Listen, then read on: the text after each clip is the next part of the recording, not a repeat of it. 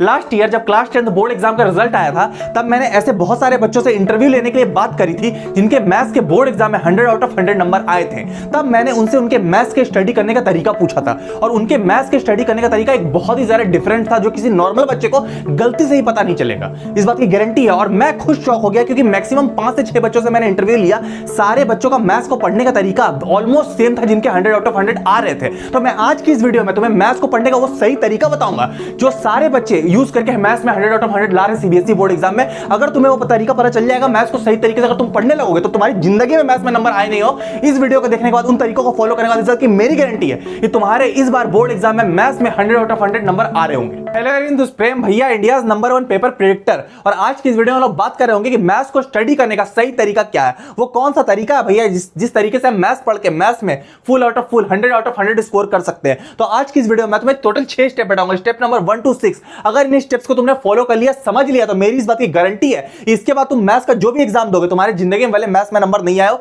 इसके बाद तुम जो भी एग्जाम दोगे, हाफ ईयरली हो, पीरियडिक टेस्ट हो, बोर्ड एग्जाम हो, तुम्हारे मैथ्स में full out of full number आ रहे होंगे। मैं गारंटी के साथ ये बात कर सकता हूं। जितने टॉपर बच्चे सारे यही टेक्निक्स को फॉलो करके मैथ्स में नंबर ला रहे हैं, तो मैं तुम्हें वही टेक्निक्स बताऊंगा। बस शुरू से लेकर अंत तक समझना, सारे 6 टेक्निक्स को फॉलो करना, कोई भी टेक्निक स्किप मत करना। तुम्हारे मैथ्स में 100 आउट ऑफ 100 आने से कोई रोक नहीं पाएगा, बस बात की गारंटी है। ठीक है, हम लोग स्टार्ट करते हैं। पहला स्टेप तुम्हारा, स्टेप नंबर 1 जो तुम्हारा है, 1 to 6 तक मैं बताऊंगा। पहला तुम्हारा रिसोर्सेज की, भैया कौन से रिसोर्सेज हैं जो हमें फॉलो करने हैं कि हमारे मैथ्स में पूरे के पूरे नंबर आ जाए। जब मैं टॉपर से इंटरव्यू ले रहा था, उन्होंने सबसे पहले ये बताया कि भैया सबसे इंपॉर्टेंट चीज होती है लेक्चर्स। ये सही लेक्चर हम ले रहे हैं, तो जो टीचर तुम्हें यूट्यूब पर पसंद आ रहा है उन टीचर से तुम यूट्यूब पर लेक्चर ले सकते हो। वो वन शॉट हो सकता है, वो लॉन्ग लेक्चर हो सकता है, कुछ भी हो सकता है। जो टीचर तुम्हें एक टीचर पसंद आए, तुम उस टीचर से लेक्चर्स ले सकते हो जो अच्छे लेक्चर्स पढ़ा रहा हो। क्लियर वाली बात है, कोई भी टीचर हो सकता है यूट्यूब पर जो तुम्हें पसंद आ जाए। पहला लेक्चर। दूसरी चीज जो इंपॉर्टेंट चीज होती है वो होती है तुम्हारी एनसीईआरटी। बच्चे बहुत सारा करते हैं स्कूल में, भैया हमारे स्कूल में ना आरडी शर्मा चल रही है, हम आरडी शर्मा ही लगाएंगे। मैं तुम्हें रियलिटी बता रहा हूं, जितने टॉपर बच्चे आए, मेरे 5-6 से बात हुई, जितने भी टॉपर बच्चे थे सबने एनसीईआरटी पहले लगाई थी। लेक्चर्स के बाद सीधा वो एनसीईआरटी लगा रहे थे, ना कि आरडी शर्मा या कुछ और। इसमें इजी लेवल के क्वेश्चन होते हैं, तो पहले उन्होंने एनसीईआरटी लगाया। उसके बाद जब उन्होंने एनसीईआरटी लगा ली किसी भी चैप्टर में, सीधा वो चल गए एनसीईआरटी एग्जाम्पलर। जैसे रियल नंबर पढ़ रहे हैं तो एनसीईआरटी से पहले क्वेश्चन लगाया, फिर एनसीईआरटी एग्जाम्पलर में लगाया। क्लियर वाली बात है। पहले ये 2 बुक को कंप्लीट करेंगे, पूरा सिलेबस इन दोनों बुक से कंप्लीट कर लेंगे, उसके बाद वो किसी और बुक पे जाएंगे। मैक्सिमम बच्चे जिन्होंने 100 आउट ऑफ 100 स्कोर करे थे उन्होंने सिर्फ 2 बुक्स लगाई थी, पहला एनसीईआरटी, दूसरा एनसीईआरटी एग्जाम्पलर। तुम ध्यान में रखना क्योंकि दोनों सीबीएसई की बुक है, सीबीएसई इसी से क्वेश्चन देगा, ना कि आरडी शर्मा से। और जिन्होंने आरडी शर्मा और आरएस अग्रवाल लगाई थी, ऐसा नहीं toppers RD Sharma RS Agarwal नहीं लगाते, जिन्होंने लगाई थी उन्होंने सिंपल बोला कि वो प्रैक्टिस करने के लिए अच्छी बुक्स है पर क्वेश्चन मैच नहीं होते, क्योंकि इन्हीं दोनों बुक्स के क्वेश्चन उनमें डाले हुए रहते हैं। तो मेजरली क्वेश्चन इन्हीं दोनों बुक्स से आते हैं, तो इन्हीं बुक्स को लगा के तुम्हारे पूरे के पूरे नंबर आ सकते हैं। मैं तुम्हें रिकमेंड यही करूंगा कि पहले तुम इन दोनों बुक्स को पहले पूरा कंप्लीट करोगे, उसके बाद तुम आरडी शर्मा या आरएस अग्रवाल लगा सकते हो, मैं मना नहीं कर रहा, लेकिन पहले तुम इन बुक्स को कंप्लीट करोगे अगर तुम्हें मैथ्स में 100 आउट ऑफ 100 चाहिए। तो पहला स्टेप ये होगा तुम्हारा। क्लियर वाला बात। तीसरी किसी बुक पर तुम नहीं जाओगे, लेक्चर भी अच्छे लेक्चर्स होने चाहिए, तुम यूट्यूब पर देखोगे। ये 3 चीज तुम्हारे रिसोर्सेज रहेंगे। अब इन रिसोर्सेज को यूज कैसे करना, वो स्टेप नंबर 2 में हम लोग आते हैं। ठीक है, तुम्हारा सीबीएसई बोर्ड हो, कोई भी बोर्ड हो, 100 आउट ऑफ 100 तुम्हारे आराम से आ जाएंगे मैथ्स में। क्लियर वाली बात है, 100 आउट ऑफ 100 आ जाएंगे। अब ध्यान से सुनना, क्लियर वाली बात है। पहला तुम्हारा हाउ टू स्टडी, अब पढ़ाई किस तरीके से करनी है। भैया रिसोर्सेज तो मिल गए, अब पढ़ना किस तरीके से मैथ को, ये बता दे रहा हूं। मैं तुम्हें साइंटिफिक टेक्निक बता रहा हूं क्योंकि मैं खुद भी मैथ्स में मैंने बहुत अच्छा तक आगे तक 4 रखा, 12 तक 4 रखा मैंने मैथ में, 90 प्लस नंबर 4 रखे। तो मैं तुम्हें रियलिटी बता दे रहा हूं। सबसे पहले तुम्हें इंट्रोडक्शन चाहिए हो किसी भी चैप्टर का, कि इंट्रोडक्शन चैप्टर में चल क्या रहा है। क्लियर वाली बात है। इंट्रोडक्शन लेने की तुम यूट्यूब पर 1 शॉट लेक्चर का यूज कर सकते हो। इंट्रोडक्शन तुम्हें मिल गया कि हाँ ये रियल नंबर है, तो रियल नंबर में ये चीजें चल रही है। सेकेंडरी तुम सीधा स्विच कर जाओगे एनसीईआरटी पर, एनसीईआरटी पर स्विच कर जाओगे। एनसीईआरटी जैसे ही तुमने इंट्रोडक्शन ली, एनसीईआरटी बुक पर स्विच कर जाओगे।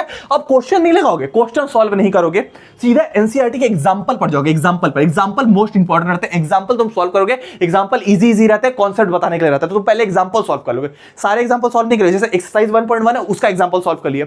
क्लियर वाली बात है। पहले एग्जांपल सॉल्व करोगे, देन उसकी एक्सरसाइज पे तुम जाओगे। एक्सरसाइज पे जाओगे, इजी टू हार्ड क्वेश्चन पे जाओगे। पहले एक्सरसाइज की इजी क्वेश्चन लगाओगे, उसके बाद तुम इजी टू हार्ड क्वेश्चन जाओगे। इस तरीके से तुम्हें चलना है। क्लियर वाली बात है। ऐसा नहीं कि एक बार में हार्ड क्वेश्चन लगा लिया, उठा लिया, एकदम तुम डिमोटिवेट हो जाएगा, नहीं बनेगा। इजी टू हार्ड चलना है, इसलिए मैं तुम्हें बोलूंगा पहले एग्जांपल लगाओ। एग्जांपल बना हुआ रहता है यूट्यूब पर, बहुत सारे सॉल्यूशन भी तुम्हें मिल जाएंगे। एक्सरसाइज वाला कहां से करोगे, एक्सरसाइज वाला यूट्यूब पर भी तुम्हें सॉल्यूशन मिल जाएंगे। यूट्यूब पर तो भरे हुए एनसीईआरटी के सॉल्यूशन तो आराम से मिल जाएंगे। एनसीईआरटी कर लेना, एग्जांपल से ज्यादा क्वेश्चन आते हैं, टीचर्स को पता रहता है।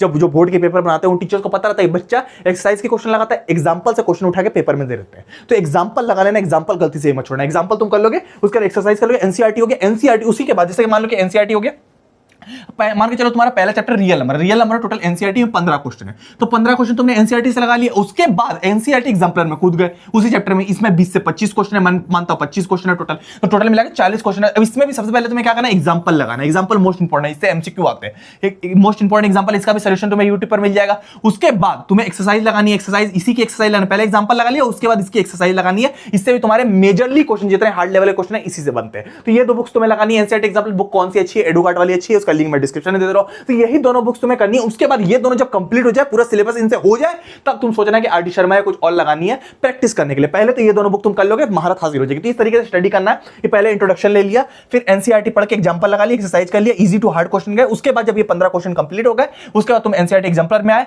उसमें तुम एग्जांपल लगा लोगे, फिर एक्सरसाइज लगा लो। इस तरीके तुम्हारा पूरा ग्राफ, इस तरीके तुम्हें स्टडी करनी। इसके बाद ये करते समय तुम्हें प्रॉब्लम आएगी। अब प्रॉब्लम क्या आएगी भैया, बहुत बड़ी प्रॉब्लम आएगी। प्रॉब्लम ये स्टेप नंबर 3 कि तुमसे जब क्वेश्चन सॉल्व नहीं होंगे, जब क्वेश्चन सॉल्व नहीं हो रहा कि भैया अब जब क्वेश्चन सॉल्व नहीं हो रहा, तो भाई मैं 6 सालों से मैथ पढ़ा रहा हूं, इसके 2 रीजन हो सकते हैं। 2 रीजन होंगे। क्या क्या रीजन हो सकते हैं भैया?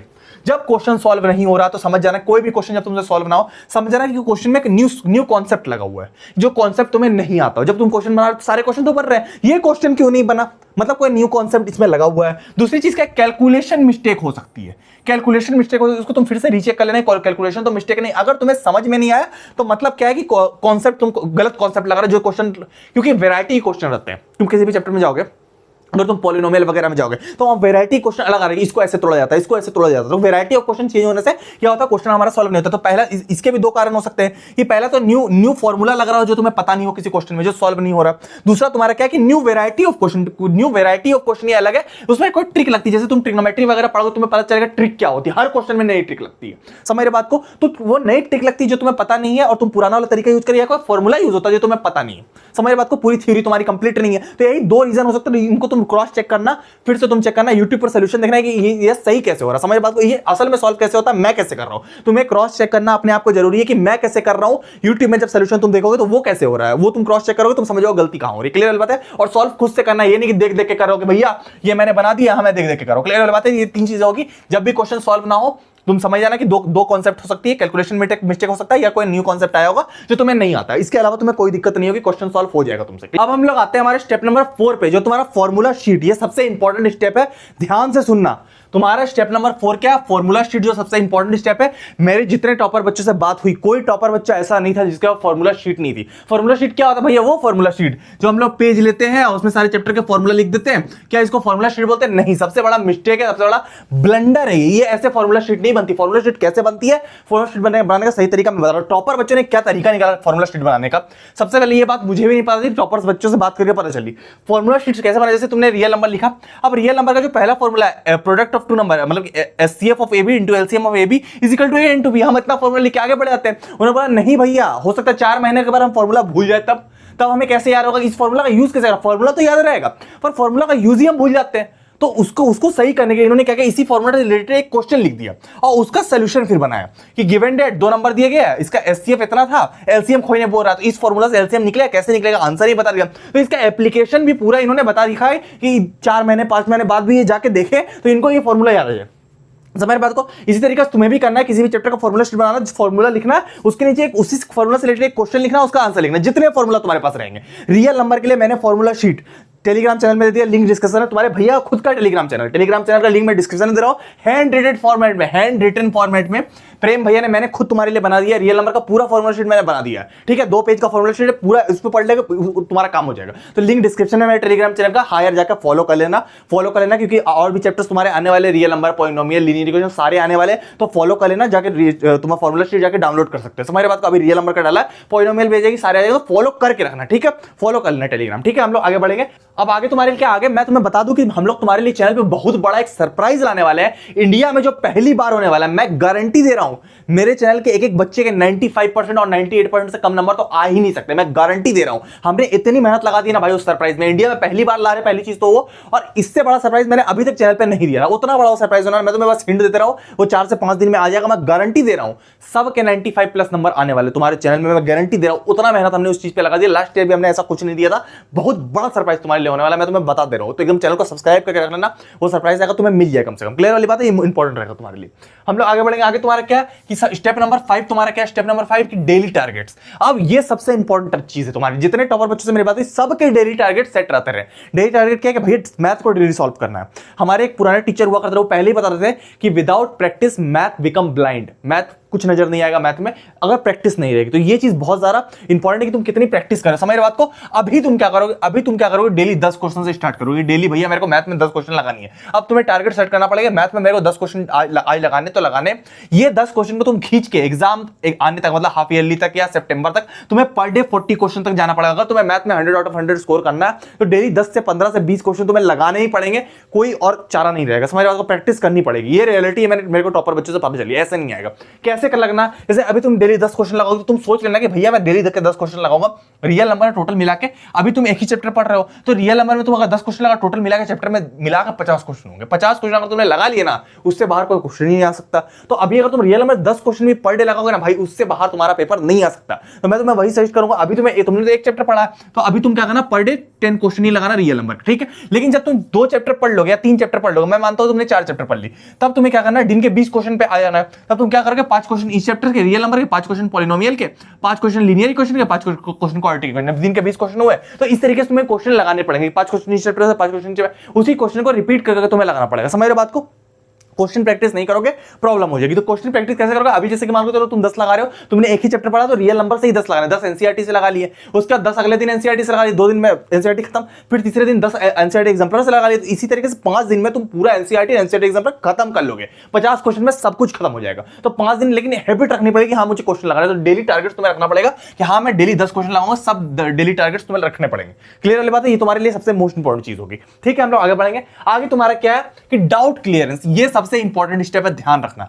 अब क्या होता है, बच्चे गलती क्या करते हैं, मैं तुम्हें ऑनेस्टी बता रहा हूं। डाउट क्लियरेंस बहुत एक छोटा टॉपिक लगता है। देखिए भैया डाउट क्लियरेंस क्या मैथ में सबसे इंपॉर्टेंट रहता है। मान लो तुम्हारा कोई क्वेश्चन तुम्हारे पीरियोडिक टेस्ट 1 में आया, पीरियोडिक टेस्ट 1 में कोई क्वेश्चन तुम्हारा आ गया, ठीक है। अब वो तुमसे सॉल्व नहीं है, तुमने सोचा कि क्या यार क्या पूछेंगे सर से या कि क्या करेंगे, ये क्लियर तुमने नहीं किया। तो छोड़ो, एक क्वेश्चन ही तो है, वही क्वेश्चन बार बार क्वेश्चन रिपीट होते हैं, वही क्वेश्चन उठ के तुम्हारे हाफ ईयरली एग्जाम में आ गया। अब वही क्वेश्चन तुमने रिग्रेट किया कि भैया यही क्वेश्चन सेम आ गया, अगर मैंने डाउट क्लियर कर लिया होता, मैंने सब कुछ पूछ लिया था, सर से पूछ लिया था, मेरे को पता होता है कैसे बनेगा। तो ये चीज मेरे साथ भी हो चुकी है कि अगर मेरे को पता चल रहा है कैसे बनेगा तो मैं हाफ ईयरली में सॉल्व करता। आइए हाफ ईयरली वाली गलती बाद में पता चलेगा तुम्हें बोर्ड एग्जाम में भी यही सेम क्वेश्चन आ गया, तो भाई वो बहुत बड़ा ब्लंडर हो जाता है। तो जैसे ही तुम्हें क्वेश्चन ना बने, डाउट लगे, बनाते समय डाउट लगे, किसी टीचर से क्लियर कर लो, यूट्यूब से क्लियर को कहीं ना कहीं से क्लियर करने में करना पड़ेगा। डाउट में कोई फॉर्मूला रखना ना कुछ रखना, मैथ में बिल्कुल डाउट नहीं चलेगा। समझ रहे बात को। जो भी चीजें हैं तुम यूट्यूब से डाउट क्लियर कर सकते हो, तुम स्कूल के टीचर से कर सकते हो, तुम ट्यूशन के टीचर से कर सकते हो, कहीं से भी कर सकते हो। डाउट क्लियर करके रखना। क्लियर बात है। कोई भी क्वेश्चन कभी भी आ सकता है, कहीं से भी आ सकता है। तो कोई क्वेश्चन को छोड़ना नहीं कि भैया मेरे को नहीं पता छोड़ देते हैं, कोई फॉर्मूला समझ नहीं आता छोड़ दे रहे, नहीं छोड़ना नहीं होता। मैथ में डाउट क्लियर करना होता, सबसे बड़ा इंपॉर्टेंट पॉइंट है। क्लियर वाली बात है। तो इतना तुम कर लोगे, मैथ्स में बिल्कुल टॉपर की कैटेगरी में तुम आ गए, मैं गारंटी दे रहा हूं। बहुत बच्चे बोल रहे थे भैया पीरियोडिक टेस्ट का पेपर लीक कब आएगा। तो मैंने तुम्हें बहुत बार बोला है, लाख बार बोला है कि जब भी एग्जाम बड़े होंगे, प्रेम भैया पेपर लीक लेकर तुम्हें टॉप करवाने के लिए तुम्हारे साथ खड़े होंगे। तो तुम्हें टेंशन नहीं लेना, जब भी एग्जाम बड़े आएंगे प्रेम भैया पेपर लीक लेकर खुद आ जाएंगे। तुम्हें टेंशन लेने की बात नहीं, बस अभी से सोच लेना कि जुट जाना है। मैथ्स ऐसे पढ़नी जैसे मैंने तुम्हें बता दिया, जिस तरीके से मैंने तुम्हें बताया उस तरीके से मैथ पढ़नी है। मेरी गारंटी है कि तुम्हारे मैथ्स में पूरे के पूरे नंबर आएंगे। ऑल द बेस्ट, मुझे भरोसा तुम अच्छे से करोगे। फॉर्मूला शीट का लिंक डिस्क्रिप्शन में, टेलीग्राम का लिंक डिस्क्रिप्शन में, और भी चैप्टर्स आएंगे। मिलेंगे हम लोग किसी और वीडियो में। तब के लिए टाटा।